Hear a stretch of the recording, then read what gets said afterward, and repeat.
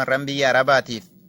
jiruu gadadoo jijjiiruuf biyya namaa dhuftanii kilooriksiin isin cicciree fooqa irraa kuftanii dugdi keessan hojiin citee boqannaa malee bultanii akka shaamaa guggubachaa qaamaan itti dhumtanii boru keessaa baanaaf jecha abdiidhaan jiraattanii akkasiin maatiif biyya rakkataa gargaartanii beelaa dheebuu hunda sabbataan hidhattanii yoomuu hin dagatamu galanni kan keessani.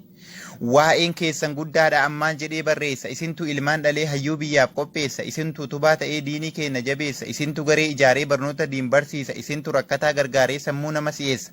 taatanii lafee dugdaa kayrii hundaaf miseensa rabbiin isin haa kaayatu jannatal firdaus keessa hunda dubbadhee fixuuf yerootu na daangeessa dhiisuu irra jedheetii yaada xinnoo barreessa erga rabbiin na taasise dubbachuudhaaf ogeessa fedhii rabbiitiin malee namni marti waa odeessa waan rabbiin namaaf laaffise namni martuu barreessa ana obboleessa keessa namilee koo jabeessa badii koo natti himaa gorfadhaa na sirreessa.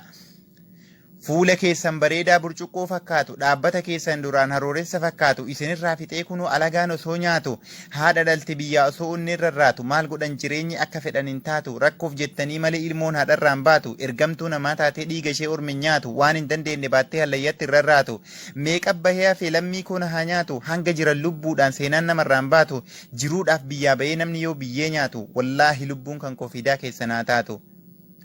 Osoo hawwituu jireenya sagalee gaarii qabu bu'aaf bayii keessatti kaayoon kan keessan yoo cabu abdii familiin namaa hundi yoo karaa dabu hunda caalaa kan onneen koo itti na dadhabu nama qabsoo jireenyaa keessatti gufatee cabu ijji koo imimmaan danda'ee of hin qabu.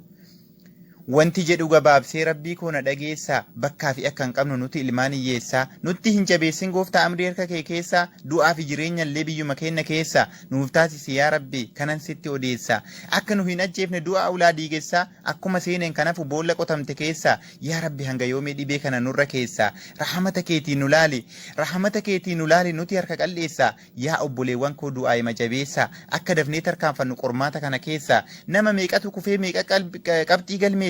meeqa inkombiliit godhee rabbi asii geggeessa meeqatu badii isaatiif rabbii isaatti deessa yaa obboleettii akiraa atis yaa obboleessa abdiin kutatinaa du'aa hima jabeessa. Dhiiraaf dubartiin hin hafne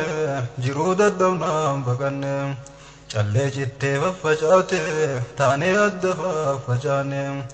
addunyaarran jirtu biiti baqataan keenya hin qubanne hanga yoom jiraanname yaa rabbi mirga keenya dhabne hanga yoom jiraanname yaa rabbi mirga keenya dhabne.